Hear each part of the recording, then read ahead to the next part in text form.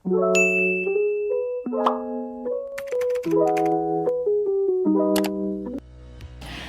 semuanya, welcome back to my YouTube channel. Kenalin, nama aku Aiko Monica.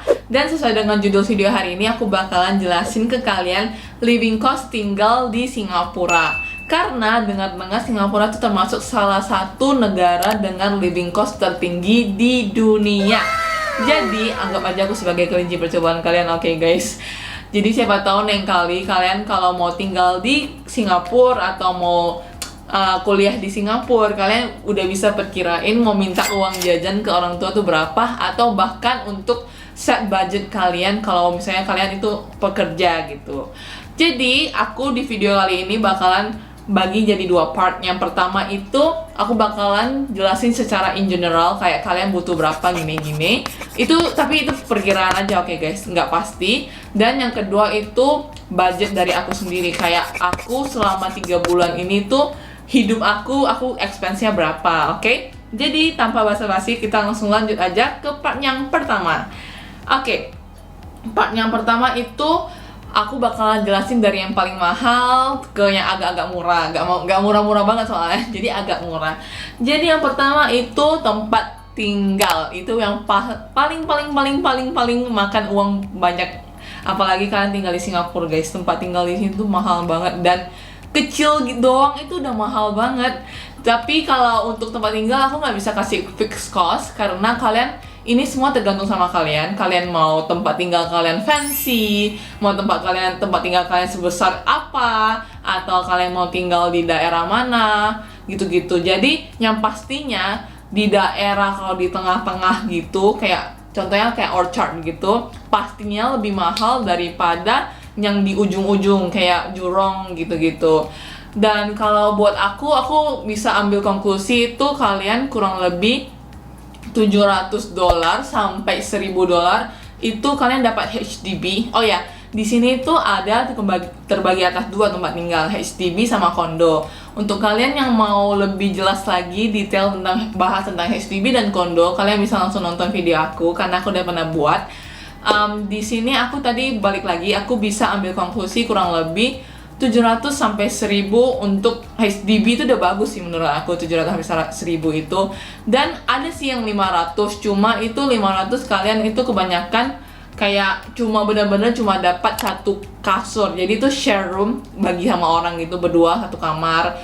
Dan itu kadang belum include kayak tempat kayak listrik, wifi dan lain-lain. Listrik tuh di sini bisa aja satu orang tuh kurang lebih $50. Jadi untuk benar-benar bersih kalian bisa sampai 700, 800 gitu-gitu. Tapi kalau kondo itu udah beda cerita, oke guys. Kondo itu intinya itu kayak apartment, itu yang lebih high class gitu. Jadi ya anggap aja kita sekarang ambil konklusi $800 untuk tempat tinggal yang udah mencakup listrik, wifi dan lain-lain. Oke. Next, yaitu makan. Kalian pastinya makan, kebanyakan tuh orang-orang tuh makan sehari 3 kali ya. Jadi aku ambil patokan kita makannya tuh di hawker center. Hawker center itu kayak kurang lebih kayak food court. Kayak kalian banyak pilihan makan, dan itu tuh biasanya harganya relatif murah daripada ke mall-mall gitu.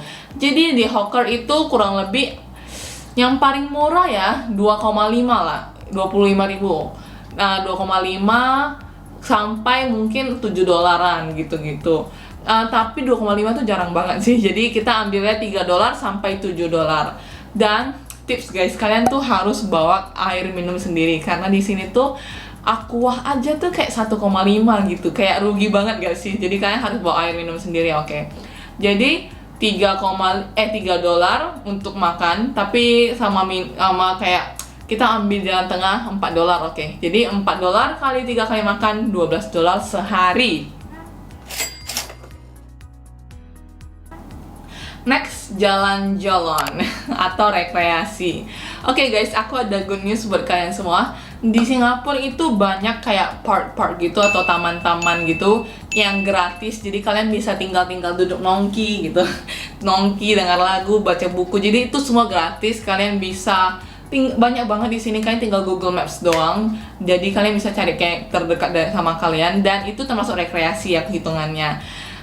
Oh ya, aku itu di video aku atau di channel aku ada kayak part-part jalan-jalan gratis di Singapura. Jadi kalian bisa aja nonton atau langsung visit aja ke channel aku.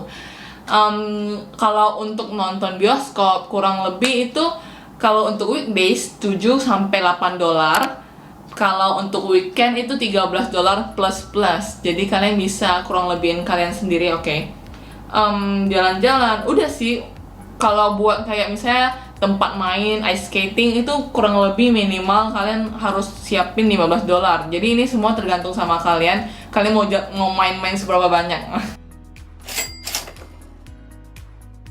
Next, yaitu beli belanja kayak barang-barang keseharian, misalnya sabun, sampo, gosok gigi, odol, dan lain-lain. Itu anggap aja nih, kalian harga di sini tuh lebih mahal 2-3 kali lipat daripada di Indonesia. Jadi misalnya kalian beli sabun itu harganya 20.000 di Indo, di sini berarti 40-60.000. Jadi itu cara gampang sih untuk konklusi buat kalian. Jadi di sini tuh aku kemarin baru beli sabun Dove yang kayak gini gitu, 7 dolar guys. Berarti 70.000. Kita anggap 1 dolar itu 10.000, Dan snack di sini itu aku ada 4 rekomendasi buat kalian cari-cari barang murah. Buat snack itu cocok ke value dollar sih, karena itu kayak ada selai oleh dan lain-lain. Itu cuma paling ada yang di bawah 1 dolar, kayak berapa sen gitu. Next, yaitu transportation atau transportasi di Singapura. Jadi di Singapura tuh jarang banget ada orang yang punya kendaraan pribadi, apalagi kayak aku, student atau pelajar, itu jarang-jarang banget. Jadi aku tuh biasanya tuh naik bus atau bus, MRT, atau kalau mepet atau tengah malam, kalau MRT udah tutup, aku bakalan naik Grab gitu, taksi. Jadi di sini bus atau MRT itu ada pembayarannya sama sih, pakai satu kartu gitu. Wait, aku ambilin. A few moments later. Jadi ini tuh punya aku. Di sini tuh, ini tuh EZ-Link card kayak gini bentukannya. Setiap orang punya gambar berbeda-beda dan aku dapatnya cutie. Maafkan salfok. Jadi ini tuh bisa dipakai buat naik bus sama MRT di Singapura. Di sini itu kurang lebih 1 kali trip minimal tuh 0,92 sen. Mau sedekat apapun itu pasti 0,92 sen. Dan kurang lebih sih sebenarnya kalau untuk one trip aku tuh paling mahal 1,5 dolar gitu, kayak dari ujung ke ujung 1,5. Kalau PP ya kurang lebih 3 dolar gitu. Dan aku ada aplikasi namanya Move It. Ini nggak disponsor guys, tapi semoga mereka sponsor aku. Jadi di Move It itu kalian cocok banget buat anak-anak kayak mau hemat gitu. Kalian bisa lihat tarif dari sini ke sini itu berapa dolarnya. Mereka semua jelasin gitu, kayak naik bus berapa, naik MRT berapa. Jadi kalian bisa kira-kira sendiri dari aplikasi itu. Jadi kurang lebih sebenarnya walaupun kita lihat cuma $1, $2, $2, tapi lama-lama 1 bulan bisa makan 50-100 dolar. Jadi ini lumayan besar sih untuk bagian dari expenses kita kali ini. Sebenarnya itu sih yang untuk part 1-nya segitu aja. Dan sekarang kita akan lanjut ke part 2. Part 2-nya itu tentang expenses aku sendiri atau pribadi. Jadi guys, aku itu ada budget untuk kayak beli-beli sehari-hari, makan sehari-hari, belanja sehari-hari. Aku cuma set budgetku 300 dolar. Kalian mungkin buat yang di Indo masih kayak 3 juta itu lumayan banyak, tapi di Singapura ini aku udah kayak bandingin sesama student di Singapura itu 300 dolar tuh udah termasuk dikit guys. Tapi aku ada tips-tips buat kalian, kayak mana sih kalau aku bisa survive sebulan 300 dolar aja. Yaitu yang pertama, masak sendiri. Itu penting banget sih buat aku. Dan aku tuh sehari makan cuma 2 kali. Jadi kan normalnya orang 3, aku cuma 2 kali, dan itu udah membantu potong lumayan banyak uang tuh. Jadi aku tuh masak sendiri tuh hematnya 5 kali lipat bahkan, sumpah. Karena kalian pesan 1 kali makan itu bisa 4 dolar. Sedangkan kalian kalau masak 4 dolar itu kalian bisa makan 5 kali. Jadi itu sih sebenarnya tips dari aku kenapa aku bisa bisa 300 dolar doang sebulan. Itu yang paling makan peran besar lah ya intinya. Dan habis itu kayak misalnya nih aku sehari, aku tuh kayak gini, aku tuh ada tulis expenses aku sehari, kayak tanggal 1 berapa, tanggal 2 berapa. Aku bahkan tulis aku habisin uang itu buat apa. Jadi kalau misalnya tanggal 1 aku udah habisin lebih dari 10 dolar. Oh ya, aku tuh kan budgetnya 300 dolar. Jadi aku bagi sehari 10 dolar. Jadi kalau satu hari itu udah lebih dari 10 dolar, berarti besoknya aku nggak boleh keluar. Atau mungkin aku harus di rumah beberapa hari biar bisa nutupin lebih dari yang tanggal 1 itu. Sebenarnya lumayan perhitungan ya, tapi emang hidup aku itu semua isinya perhitungan guys. Jadi kurang lebih gitu sih sebenarnya. Tapi ini awal-awal bulan pertama aku itu 450 dolar. Jadi itu aku kayak lumayan lumayan banyak ya. Jadi akhirnya bulan kedua dan ketiga ini aku potong 300 dolar dan berjalan lancar. Jadi itu tuh udah termasuk kayak aku belum pernah beli baju sih guys, tapi aku udah beli tas, beli makan, itu udah makan kayak sushi gitu udah termasuk. Jadi kalian pintar-pintar aja kalau kalian udah lewat dari budget kalian sehari, kalian itu berarti besoknya nggak boleh keluar. Tapi ini tuh semua tergantung kalian. Oke, aku tahu gak semua orang bisa kayak aku, dan pastinya kalian tuh mungkin ada yang rekreasinya lebih daripada aku, atau gaya hidupnya berbeda, atau kalian nggak bisa masak dan lain-lain.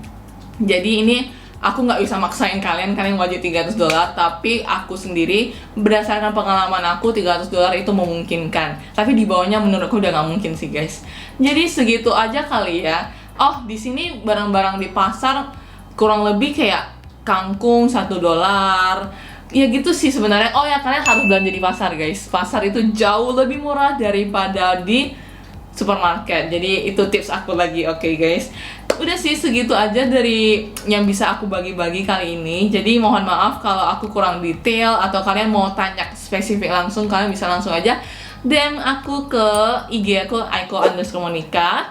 Jadi segitu aja untuk video kali ini. Thank you guys udah nonton sampai habis, and please don't forget to like, comment, and subscribe. Bye bye guys.